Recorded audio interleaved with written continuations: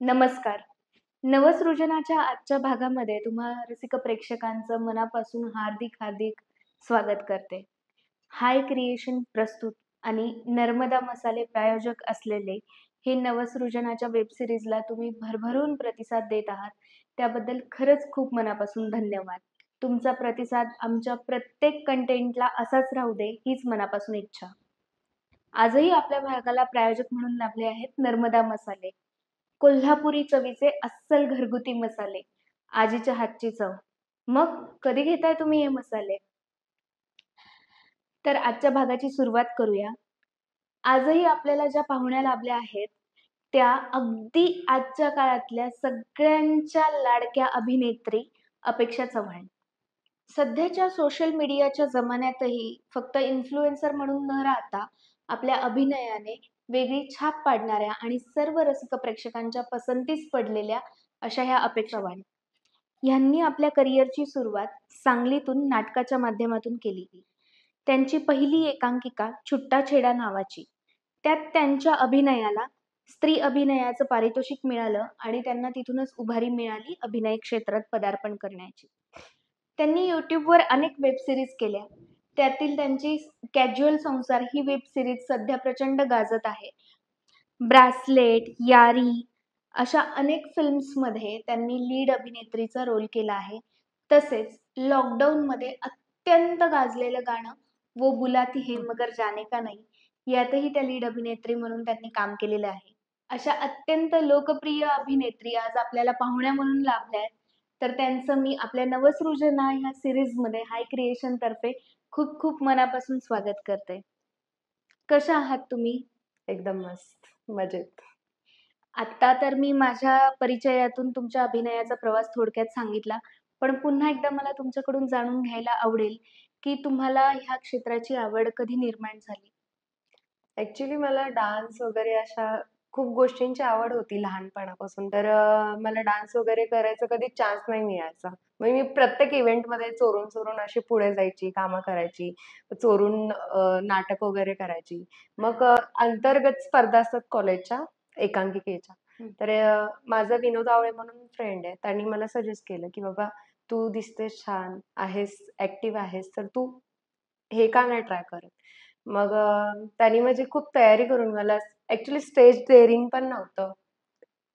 फूटवर्क पण नव्हतं, की स्टेजवरती कसं थांबायचं, माईक कुठून असणार आहेत, लाईट्स कशा घ्यायच्या असतात. मला काही नॉलेज नव्हतं.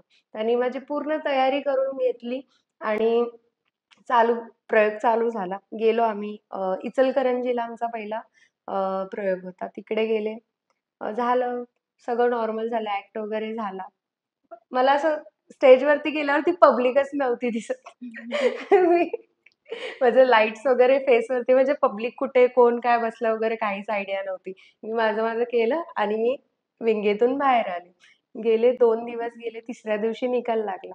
तिसऱ्या दिवशी माझ्या मित्राने मला कॉल केला, की "बाबा तुला स्त्री अभिनय मिळाला." म्हटलं आईला तिने एवढं लीडचं काम केलं त्याच्यामध्ये पूर्ण एकांकिकेत आणि मी फक्त पासिंग सीन दिला 2 मिनिटाचा. तर मला स्त्री अभिनय मिळाला. मग तेव्हा त्याने मला खूप सांगितलं, "बाबा तू करू शकतेस. तुझ्यात स्किल आहे. चांगलं कर." मग तिथून पुढे प्रवास चालू झाला. मग हळू करत गेले. वाह! आता जसं की तुम्ही म्हणालात, की सुरुवातीला ह्या क्षेत्रासाठी तुमच्या घरून तितकासा सपोर्ट नव्हता. मग जेव्हा तुम्हाला तुमच्या घरच्यांना ह्या गोष्टीची चुणूक लागली किंवा कळलं बुवा, की तुम्ही अभिनय करताय, तर तेव्हा त्यांची रिएक्शन काय होती? आणि तुम्ही पुढे करावं का? असं जेव्हा तुम्हाला तुमच्या मित्रांनी सजेस्ट केलं, तेव्हा त्यांचं काय मत होतं? पाठिंबा वगैरे कसं? ॲक्चुअली घरून बिलकुलही सपोर्ट नव्हता. बिलकुल म्हणजे बिलकुल. म्हणजे काय कळलं तर असं वाटायचं, की बाबा आता काय होईल? बाबा काय रिएक्ट करतील?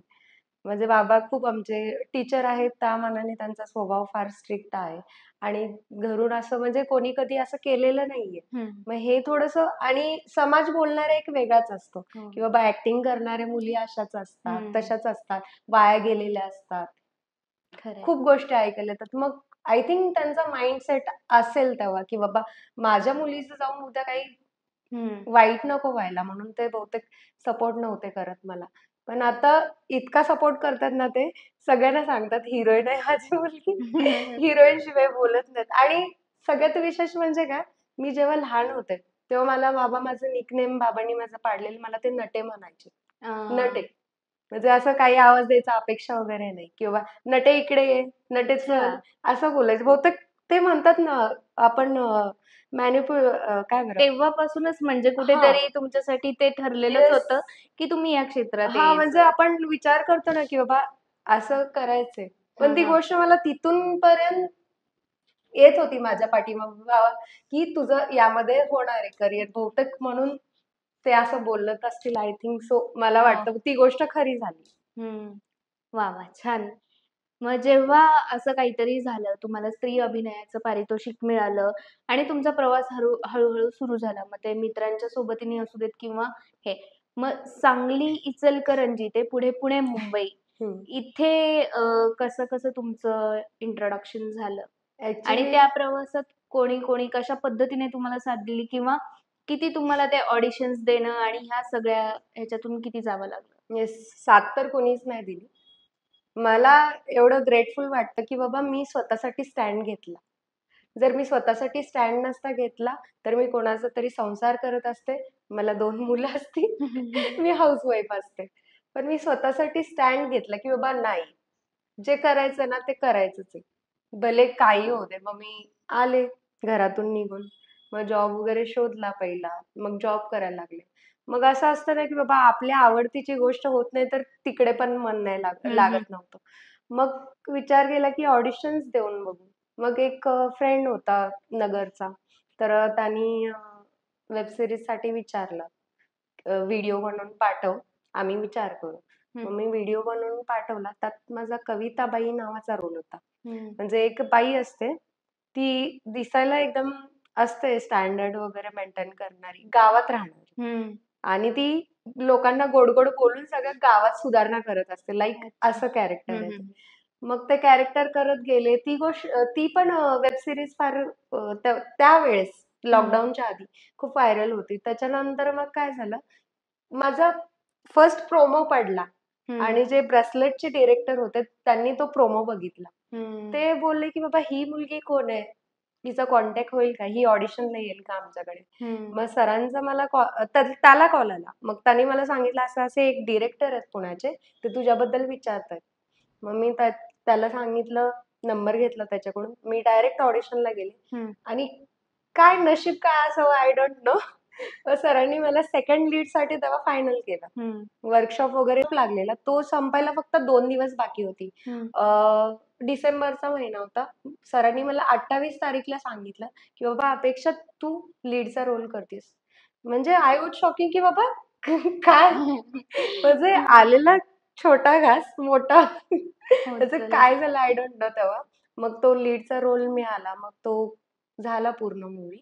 आता रिलीज होईल. या एंडला होईल, इयरच्या नाहीतर नेक्स्ट इयरला रिलीज होईल. मग त्याच्यानंतर कॅज्युअल सॉन्ग्स जिथे म्हणजे कसं असतं, एक साखळी असते. हं. आता तू माझ्या ओळखीची झालीस, तर तू मला सांगशील की बाबा अपेक्षा असं-असं काम हं, आहे. हं. मला असे रेफरन्सनीच कामं हं. मिळत गेली बाबा, कॉन्टॅक्टनी किंवा हं, हं. आप ते असतं ना, आपण कोणासोबत कसे राहतो, जसं हं. पेरतो तसंच उगवत हां. असतं. बरोबर, बरोबर. म्हणून लोकांना माझ्यात काहीतरी चांगल्या क्वालिटीज दिसल्या असतील, हं, हं. म्हणून त्यांनी मला रेफर केलं कॅज्युअल संसारसाठी. हं, हं. आणि कॅज्युअल संसार वेब सीरीजनी मला एक नवीन ओळख दिली. हां. म्हणजे मी जिकडे जाईल तिकडे मला कॅज्युअल संसारविषयीच ऐकायला मिळतं. हो, कारण खरंच खूप सुंदर आहे. ॲक्चुअली ती नावाला जगणारी वेब सीरीज आहे, की ती प्रत्येक जण त्याला रिलेट करू शकतो. अगदी म्हणजे लग्न झालेले तर अर्थातच रिलेट करतातच. लग्न न झाले ज्यांचा आता लग्नाचा विचार चालू आहे किंवा आत्ताची आपली पिढी पण अशी आहे, की लग्न करावं की नको? येस. हा विचार करणारे सुद्धा आहेत. तर ते सुद्धा लोकं कॅज्युअल संसारशी खूप रिलेट करतात. त्यामुळे ती एक खूप छान गोष्ट आहे. पण आता ह्या इंडस्ट्रीमध्ये आल्यानंतर आणि त्यातही तू अशा काळात आलीस, की लॉकडाऊनचा थोडासा आधीचा काळ असेल किंवा येस. सोशल मीडिया प्लॅटफॉर्म्सवर स्पेशली. सोशल मीडिया प्लॅटफॉर्म्सला आता हल्ली सगळेजण फक्त रील स्टार्स किंवा येस. इन्फ्लुएन्सर्स ह्या माध्यमातूनच ओळखतात आणि एक टिपिकल गौतमी पाटील म्हणजे सोशल मीडिया असं झालेलं आहे. त्यातही तुझी स्वतःची जेव्हा तू वेगळी ओळख निर्माण करू पाहतेस, ही खरं तर खूप चांगली गोष्ट आहे. तेव्हा तिथे तुला काय स्ट्रगल असतं? तुला जाणवतं ते स्ट्रगल? आहे, सगळ्या गोष्टी आहेत, पण काही लोक गल्लत फार करतात. रिअल आणि रील लोक फार गल्लत करतात. म्हणजे लोकांना काय वाटतं, की बाबा इंस्टाग्राम, आता मी आर्टिस्ट आहे, मी अभिनेत्री आहे. मी एखादी रील जरी बनवलं तर अननोन व्यक्ती बघणाऱ्या काय बोलणार आहे, रील स्टार आहे. कुठे हम्म. दिसली तर काय बोलणार, अरे ही रील स्टार आहे. म्हणजे लोकांपर्यंत आपण इतके पोहोचलो नाहीयेत अजून, की बाबा लोक असं म्हणतील की बाबा ही ऍक्टर आहे. म्हणून मला हम्म. फार स्ट्रगल आहे या गोष्टीमध्ये. आणि होप सो मी करेल पण लवकर तो जो गॅप आहे तो मी कम्प्लीट करेल. पण सोशल मीडिया आहेच रिलेटेड ऍक्टिंगशी, पण दोन्ही गोष्टी वेगळ्या आहेत. समतोल करेक्ट आहे. ठेवणं फार गरजेचं हो. असतं, की बाबा आपण रील बनवतो, रील बनवल्यावरती आता आपल्याच फील्ड मधले काहीतरी लोक असतात असं गमती गमतीत बोलतात, हा ही रील स्टार आहे, रील स्टार असं नसतं, पण ते इतकं म्हणायला लागतं ना. हां, म्हणजे मी तेच म्हणते किंवा सामान्य लोक रसिक प्रेक्षक जे सुद्धा आपल्याला बघतात. एक फॉलोअर्सचा आपला आकडा आणि आपण YouTube वगैरेवर काम करतो. म्हणजे जरी आपण वेगळं काम करत असू, जरी आपण चांगलं काम करत असू, तरी ते त्याच लेव्हलचं Yes. समजतात. तेव्हा तू ते कसं स्वतःला तुला कधी त्यामुळे कधीतरी टेन्शन आलंय किंवा तू थोडीफार अशी फ्रस्ट्रेशनमध्ये गेली, असं झालंय का? आणि जर तसं झालं असेल, तर त्या सिच्युएशनमध्ये तू स्वतःला कसं सांभाळलंयस? फ्रस्ट्रेशन वगैरे इतका लोड नाही घेत मी आयुष्यात. खूप चांगली गोष्ट आहे. लोड नाही घेत, कारण इतका लोड आधी घेतलेला म्हणून मी आता ओके आहे. पण माझी पण विश आहे की बाबा मी मोठी ऍक्ट्रेस व्हावी, मला पण चांगला प्लॅटफॉर्म मिळावा, अवॉर्ड्स मिळावे चांगले चांगले, हं. लोकांनी माझ्यावरती प्रेम करावं, अशी माझी इच्छा आहे. आणि मी करतीये काम आणि करेल. म्हणजे कधी तो दिवस येईल आय डोंट नो. पण मी माझं काम करते आणि देणारा पण वरचाच असतो, घेणारा पण वरचाच असतो. या गोष्टीवरती माझा फार विश्वास आहे. आणि झालंय ह्या लोक असतात बरेचसे हं. बोलणारे, टोमणे मारणारे. मला त्याचा फरक पडत नाही. मला इज्जत माझ्या आई-वडिलांनी दिली आहे आणि माझं इज्जत कोणी घेणारं व्यक्ती मी हं. ग्राह्यच नाही धरत आयुष्यात. जे काही आहे तोच देतो, तोच घेतो आणि माझ्यासाठी माझे आई-वडीलच देव आहेत. हं, हं. बस बाकी मी लोकांचा असं विचारच नाही करत, की बाबा लोकं काय करतील.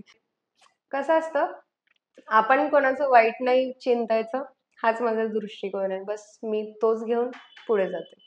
मग मला फरकच नाही पडत, काय होईल. फक्त मला अपेक्षा आहे, की बाबा चांगल्या डिरेक्टर सोबत काम करावी किंवा असा कोणता तरी प्रोजेक्ट मिळावा, अशी कोणती तरी कन्सेप्ट मिळावी, की जेणेकरून मला एक चांगली ओळख मिळेल आणि माझ्या वडिलांना आत्ता माझ्याविषयी इतकं प्राउड वाटतं, ते अजून प्राउड फील होईल आणि ते चांगलं हॅपी राहतील मला बघून.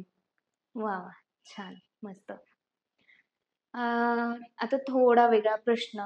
जेव्हा तू इतकं सगळं काम करताना एक सामान्य स्त्री म्हणून जेव्हा वावरतेस समाजामध्ये, तेव्हा तुला सुरक्षित समाज आहे आत्ताचा आपला असं वाटतं. हो. तर याबद्दल तुझं काय म्हणणं आहे?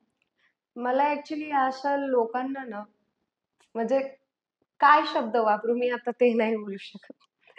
पण काय शब्द वापरू अशा लोकांविषयी? असं म्हणजे स्वतःच्या घरावरती कोणती गोष्ट आली तर हे लोकं बोलतात, की बाबा रॉंग झालं. पण दुसऱ्यांसोबत होतं तेव्हा हे लोकं गपचूप बसतात.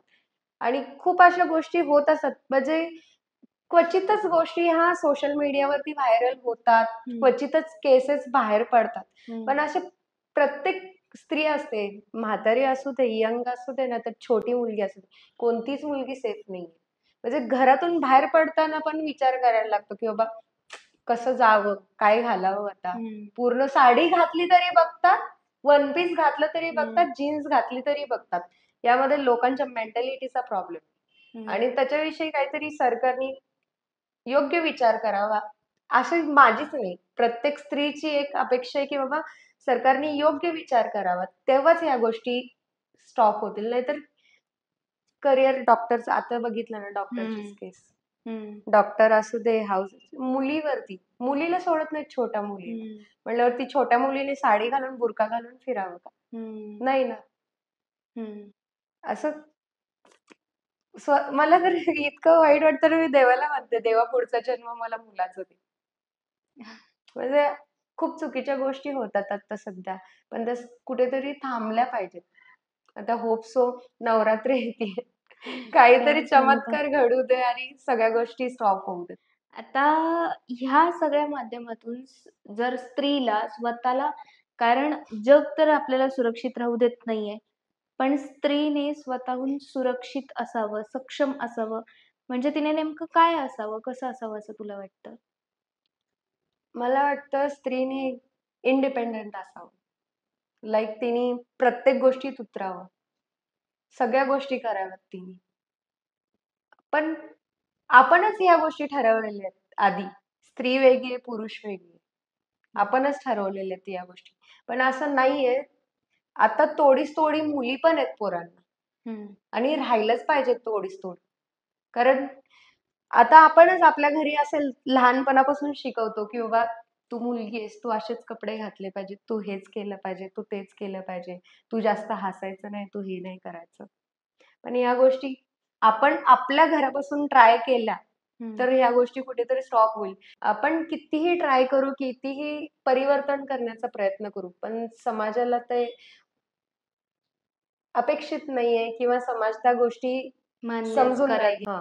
किंवा समाज त्या गोष्टी स्वीकारू शकत नाहीये.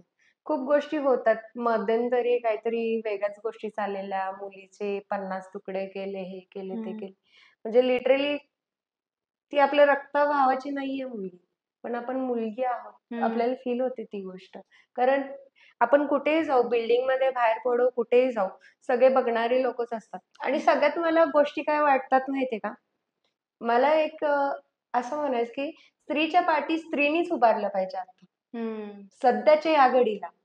स्त्रीने स्त्रीच्या पाठी उभारलं. कारण ना खूप गोष्टीमध्ये मी अनुभवलेल्या आहेत या गोष्टी. स्त्री स्त्रीची दुश्मन असते. खूप सगळ्यात गोष्टी मेन. असतात. म्हणजे लिटरली मला असं पण एक्सपिरियन्स आहे माहितीये. मी काहीतरी वेगळा ड्रेस घातला किंवा मी काहीतरी वेगळा ड्रेस घातला, वन पीस घातला किंवा क्रॉप टॉप वगैरे घातला. काहीतरी असं चांगलं मला जे वाटेल ते चांगलं घातलं. पण स्त्रिया पण अशा वरून खालून बघतात. हो. म्हणजे आणि ते जास्त आपल्याला घाण धक्कादायक असतं. वाटतं. म्हणजे पुरुष तर बघतातच. आता स्त्रिया पण बघायला लागल्या. खरंच ते जास्त धक्कादायक असतं, फार की बघतात असं. कुठेतरी तुमच्याकडून तरी आम्हाला होप्स आहेत. हां. पण इथूनच जर असं असेल, तर मग आता कोणाकडे बघायचं? आणि बरेच लोकं स्त्रियांना असे म्हणतात, की "बाबा तुला ड्रेस नीट घालता येत नाही का? तुला हे नीट करता येत नाही." मग तुम्ही त्या बघणाऱ्यांना पण सांगा ना, प्रत्येक मुलगी ही आई-बहिणीप्रमाणे असते, मुलीप्रमाणे असते. बरोबर आहे? हं.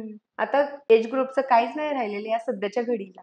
लोकं लहान मुलगी बघत नाही, म्हातारी बाई बघत नाही. हं. चेंज झालंय सर्व आता. हे कुठेतरी स्टॉप व्हायला पाहिजे. या संदर्भात जर काही करायचं असेल सपोज आता हा पुन्हा एकदा तेच, की समाजाला हे अपेक्षित असणं आणि समाजाने हे मान्य करणं ही खूप लांबची गोष्ट आहे. तरीसुद्धा कलाकार म्हणून एक आपण समाजाचं देणं लागतो. समाजाच्या प्रती आपली काहीतरी एक जबाबदारी आहे आपण असं म्हणतो. तर जेव्हा तुला असं काहीतरी करण्याचा चान्स मिळाला सपोज, ह्या सगळ्या सिच्युएशनवर एक प्रतिनिधित्व करण्याचा तुला चान्स मिळाला, तर तुझ्या डोक्यात एखादी काय संकल्पना असेल तेव्हा, की तू कशी ती जबाबदारी घेशील? जबाबदारी घेणं ही समाजाची फार मोठी गोष्ट आहे मुळात म्हणजे. तुझ्या हां. कलेच्या येस. माध्यमातून तू हां. कशी त्याच्यावर अ, जब तेच ना. आता आपण एखादी गोष्ट बोललो आणि एखादी काहीतरी कमेंट पास केली. लोकं काय घेतील ह्याची पण भीती असते आपल्याला नाही का? हं. आपण चांगलं बोललो तर 100 जण बोलणारे असतात. वाईट बोललो तरी 100 बोलणारे असतात. त्यामुळे प्रतिनिधित्व करायचं असेल तर मी लोकांना चांगले विचार लोकांपर्यंत कसे पोहोचतील मी हा पहिला विचार करेन. कारण ना सध्या इन्फ्लुअन्स होणं हं. आणि असणं या फार मोठ्या गोष्टी आहेत. कारण लोकं आता इतके विचित्र मेंटॅलिटीचे झालेत ना, म्हणजे काय बोलावं प्रश्न पडतो. म्हणजे मर्डरच वाढलेत, रेप केसेसच वाढलेत. मग उत्तरच नाही देऊ शकत अशा लोकांना आपण, की बाबा एकतर हेच पर्याय आहे, की बाबा सरकारने याच्यावरती काहीतरी एकदम डेंजर सजा द्यायला पाहिजे. हं. आता कितीतरी ॲक्टर, ॲक्ट्रेस किंवा प्रत्येक फील्डमधली लोकं आपलं सोशल मीडियावरती मत मांडतात या गोष्टीविषयी. पण कुठे काही 4 दिवस झाले विसरलं. हेच मी तुला पुढे विचारणार होते, की अशी कुठलीही घटना घडली किंवा मग ते काही आपल्या इंडस्ट्रीमध्ये सुद्धा मध्ये मी टूचं बरंच हं, हं. काही आलं होतं. तर कुठेही काही घडलं, तर सोशल मीडियावर त्याचं इतक्या मोठ्या प्रमाणात गाजावाजा होतो. त्याची कॅम्पेन्स होतात, त्याबद्दल पेटिशन्स लोकांकडून घेतली जातात. पण ते इनफ आहे का? किंवा त्याचा खरंच काही उपयोग होतो? काय वाटतं तुला? उत्तर म्हणजे ह्या गोष्टींचं एक सामान्य व्यक्तीला एक सॅटिस्फॅक्शन असतं, की बाबा हां, या व्यक्तीने त्याचं मत मांडलंय, हे हं. काहीतरी केलंय किंवा कॅन्डल मार्च काढलाय, की काहीतरी या गोष्टींनी सोशल मीडियावरती बघितल्यावरती एक सोशल मीडियावरून इन्फ्लुअन्स होतात सामान्य लोकं. त्यांना वाटतं, की बाबा हां, काहीतरी होतंय, आता काहीतरी होईल, हं. होप्स वाढतात. पण या गोष्टीचं काहीच होत नाही पुढे जाऊन. प्रत्यक्षात. हां, हो. येस. I don't know.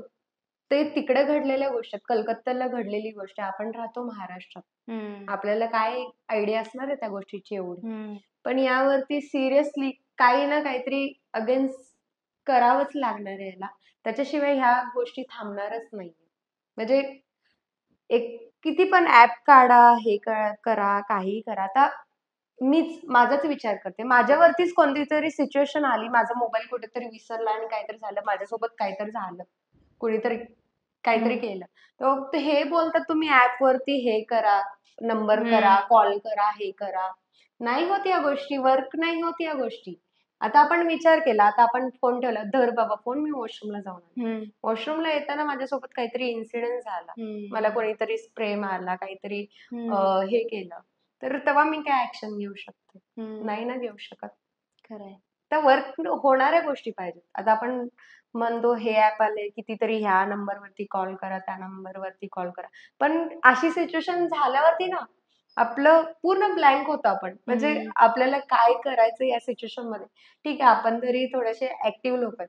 हं. पण अशा मुली पण आहेत, ज्यांनी कधी घराबाहेर पाऊल नसतं ठेवलेलं. हो. त्या कॉलेजसाठी आलेल्या असतात, हं. की काम एके कामच करत असतात. आपलं कसं आहे, आपण फिरतो, समाजात जातो, हं. बाजारात जातो. आपल्याला सगळ्या गोष्टींचा थोडासा अंदाज आलेला असतो, की बाबा हं. या सिच्युएशनला कसं वागायचं. हं. हं. पण अशा मुलींनी काय करायचं? हो. त्या मुलींनी काहीतरी त्यांच्यासाठी काहीतरी पाहिजे ना स्पेसिफिक. हं. मग त्याच्यासाठी लॉ काहीतरी स्ट्रॉंग पाहिजे किंवा काहीतरी एक सरकारनी, देशाने पूर्ण मिळून काहीतरी एक केलं पाहिजे. तेव्हाच या गोष्टी थांबतील मला असं वाटतं. म्हणजे असं नाहीये, की बाबा मारामारीच करा, हेच करा, तेच करा, काहीतरी चुकीचं करा. पण या योग्य गोष्टीवरती ॲक्शननी. हां. येस. येस. क्विक खरं आहे. ॲक्शन घेतली पाहिजे. हं. पण तरी पण एक मला आठवतं कुठेतरी साऊथमध्येच गोष्ट झालेली. एन्काउंटर लगेच 2 तासात काहीतरी केलेलं पोलिसांनी. त्या मुलीवरती रेप केस झालेला. पण अगेन्स्ट ती गोष्ट झाली. ती एक्झॅक्टली. झालीच ना पुन्हा गोष्ट. ती हं.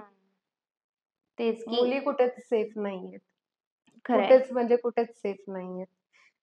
यावरती काहीतरी व्हायला पाहिजे चमत्कार. या गोष्टी कुठेतरी थांबल्या पाहिजेत आणि यामध्ये ना स्त्रियांनीच काहीतरी स्वतःला सक्षम केलं पाहिजे आणि स्त्रियांनीच असं काहीतरी केलं पाहिजे, की बाबा समोरचं बघेल, विचार करेल तरी त्याचे विचार त्या क्षणी थांबेल, की बाबा नको. दा बाई, दादी काय म्हणेल, की बाबा दीदी सॉरी. काहीही असू दे. असं वाह! असं व्हायला झालं पाहिजे. तर खरंच खूप छान होईल. नक्कीच तशी अपेक्षा ठेवूया आपण, की असेही दिवस येतील. आत्तापर्यंत तर तू आम्हाला जास्तीत जास्त प्रमाणात सोशल मीडिया आणि फिल्म्स या प्लॅटफॉर्ममधून दिसली आहेस. पण जर पुन्हा तुझ्याकडे सीरियल, नाटक अशा संधी चालून आल्या, तर त्यावेळी तुझा चॉईस ऑफ प्लॅटफॉर्म काय असेल? वेब सीरीज असतील किंवा असा मी काही विचार केलेला नाहीये. पण नाटक तर मी नाही सोडू शकत. जिथून माझा प्रवास चालू झालाय, मी ती गोष्ट विसरू नाही शकत. भले माझं इकडचं काही नाही झालं, तरी मी ॲक्टिंग करायचीच आहे मला, अभिनय करायचेच आहे. तर मी थिएटर केव्हाही बेस्ट आहे माझ्यासाठी. मी कधी ते विसरू नाही शकणार दिवस माझे. मी काय चोरून बोलून जायचे घरी. किती स्ट्रगल केलाय तो माझा मलाच माहिती आहे. सो मी ते नाही सोडू शकत आणि इव्हन सीरियल वगैरे असेल, मी हा विचार करेल, की बाबा कंटेंट काय असेल? हं. विषय काय असेल, की जेणेकरून म्हणजे आधी नॉलेज नव्हतं या गोष्टींचं, पण आता थोडंसं तरी आलेलं आहे नॉलेज, की बाबा choice of project, choice of subject, तर मी या गोष्टींचा विचार करेल आणि मी नक्कीच सिरियलमध्येही दिसेल, मूव्हीजमध्येही दिसेल. म्हणजे मला आवडेल वेगवेगळ्या प्लॅटफॉर्मवरती लोकांनी मला पाहिलेलं. वाह! छान. आणि ह्या सगळ्यात तू तुझी डान्सची आवड कशी जपतीयेस सध्या? डान्सची आवड आहे, मला डान्सची आवड लहानपणापासूनच. फार आवडतं मला डान्स वगैरे करायला. पण डान्सची गोष्ट असेल तर मी असा कोणतीच मोमेंट मिस नाही करत, जिथं मला नाचायला मिळतं आणि मी चूप राहील. मी गणपतीमध्ये पण जाते नाचायला, गरब्यामध्ये पण जाते. बर्थडे पार्टी असू दे, इव्हन कसलीही पार्टी असू दे, मी सोडत नाही या गोष्टी. म्हणजे त्या ज्या गोष्टींनी आपल्याला हॅपीनेस मिळतो, ती गोष्ट नाही सोडत. आणि इव्हन अदरवाईज शूट वगैरे नसेल तर मी जाते डान्स क्लासला वगैरे, डान्स माझा चालू असतो. कारण या गोष्टी आपल्याला प्रेझेंटेबल राहणं, ऍक्टिव्ह राहणं या गोष्टी फार गरजेच्या आहेत आपल्या फील्डमध्ये. तोच पुढचा प्रश्न होता माझा, की आता ह्या क्षेत्रात कायम ताजंतवानं राहण्यासाठीचा तुझा फिटनेस आणि सक्सेस मंत्र काय आहे? ते जरा आमच्याशी शेअर कर. ऍक्च्युली वेट वाढवायला खूप इझी आहे आणि कमी करायला फार मेहनत घ्यावी लागते वजन कमी करायला. आणि कसं असतं, आपल्या स्वतःवरती कंट्रोल आणि आपण सातत्य ठेवणं आणि जेवढं फिट राहील तेवढं आपण हॅपी राहील आणि आपलं आयुष्य खूप चांगलं राहतं. जेवढं आपण फिट राहील तेवढं आपल्याकडे पॉझिटिव्हिटी पण असते आणि एक ऊर्जा पण राहते, की बाबा नवीन काहीतरी ट्राय करूयात काहीतरी. ही ऊर्जा सतत राहते. जेव्हा आपण फिटनेस ओरिएंटल असू किंवा जास्ती आपण त्या गोष्टी करत असेल, मग मी फिटनेससाठी जिम करते. जेव्हा टाइम असतो तेव्हा जिम करते. झुंबा तर माझा रोज असतो. आणि मी शुगर वगैरे नाही इंटेक करत, बिलकुल नाही करत. हे माझं आता वेट लॉस चालू आहे म्हणून. पण मला कधी कधी क्रॅव्हिंग होते गोड खाण्याचं, पण मी कंट्रोल करते स्टील, की बाबा जास्ती वेट नाही वाढवायचं. पण मी गणपतीत मोदक खाल्लाय. वा. ते मॅन्डेटरी आहे. ते नाही टाळू येस. शकत आपण अजिबातच. पाप लागतं ते टाळण्याने. त्यामुळे ते नाही टाळू शकत आपण अजिबातच. छान. ह्या क्षेत्रामध्ये जेव्हा नवीन तरुण पिढी येतीये आता, तर त्या मुलींना तू काय सांगशील? त्यांनी कशा पद्धतीने तयारी करावी? मी असं विचार करते, की बाबा जिद्द असेल तर आपण कोणतीही गोष्ट अचीव्ह करू शकतो. करायची म्हणून करायची नाही गोष्ट. जेव्हा आपल्यामध्ये एक जिद्द असेल ना, तेव्हा आपण या गोष्टी करू शकतो. आणि समाज आपल्याला टीव्हीवरती पाहायला खूप हॅपी असतो. पण बाकी त्यांचं बोलणं फार वेगळं असतं, की बाबा ॲक्टर लोकं कशा असतात, हे असे असतात, ते तसे असतात. त्यामुळे मेंटॅलिटी माणसानी तेव्हाच स्ट्रॉंग करावी, की बाबा आपल्याला हे ऐकायचंय पुढे जाऊन. आणि मग आपल्याला ऍक्टिंग करायची तर आपल्याकडे स्किल असावं सगळ्या गोष्टींची, बोलण्याचं, पुन्हा डान्सचं, सगळ्या गोष्टी असाव्यात. म्हणजे मी हा नाही विचार करत लुक पाहिजे.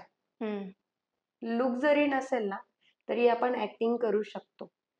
पण बाकीच्या गोष्टी असाव्यात, की बाबा आपलं म्हणजे मी हा विचार करते, राहणं प्रेझेंटेबल, पुन्हा टापटीप राहणं, फिटनेस चांगलं असणं, चांगलं बोलणं, या गोष्टी फार इम्पॉर्टंट असतात. आणि हेच लोक नोटीस करत असाल, जेवढं आपण रिअल राहू तेवढंच आपल्यासाठी बेस्ट. आपण रिअल राहणं फार इम्पॉर्टंट असतं आयुष्यात, असं मला वाटतं. म्हणजे मुलींनी हा विचार करावा, की बाबा मला ह्या गोष्टीमध्ये आवड आहे, कराव्यात त्या गोष्टी. पण काहीतरी मिळवायसाठी खूप स्ट्रगल करावं लागतं. मग ती जिद्द असावी मनामध्ये, तर आपण कोणतीही गोष्ट करू शकतो. उलट मला असं वाटतं, मला माझ्या घरच्यांनी सपोर्ट नाही केला. मला खूप मागे खेचलं म्हणून मी आता इथे इथे आहे. कुठेतरी आहे. म्हणजे मला असं नाही, मी नावं नाही ठेवत, की बाबा त्यांनी मला करूनच नाही दिलं, हेच नाही, तेच नाही पण केलं. ती पॉझिटिव्ह आहे. हां, त्यांनी जर मला ही गोष्ट करून नाही दिली ना, उलट मी ती आता प्रूव्ह करून दाखवते त्यांना. यामध्ये त्यांना उलट छान वाटत असेल माझ्यापेक्षा, की बाबा हिच्या आपण एवढं हे केलं तरी हिने करून दाखवलं. ही खरंय. जिद्द मुलीमध्ये असावी किंवा मुलांमध्ये असावी.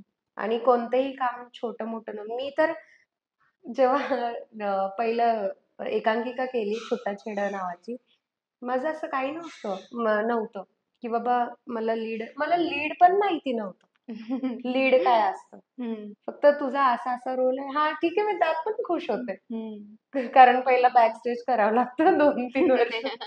म्हणून मी त्यामध्ये पण खुश होते, की बाबा आपल्याला रोल मिळाला. मला ही कन्सेप्ट नंतर कळत गेली जेव्हा मला लीड रोल मिळाला. म्हणजे मी कोणती अपेक्षा नाही ठेवली, की बाबा मला हेच करायचं. पण मी हा विचार केला मला अभिनय करायचा.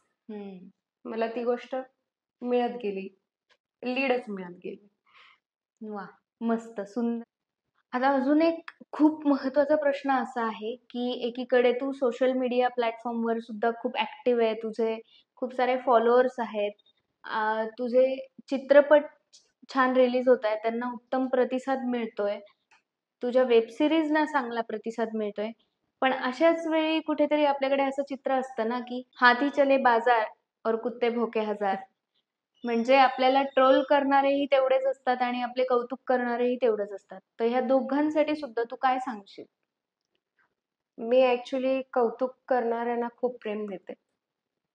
खूप खुलून बोलते त्यांच्याशी आणि निगेटिव्ह बोलणाऱ्यांना मी थँक सो मच म्हणते. असं करतो. त्याला तेवढ्यातच उत्तर मिळून जातं, की बाबा ही चिडली आहे.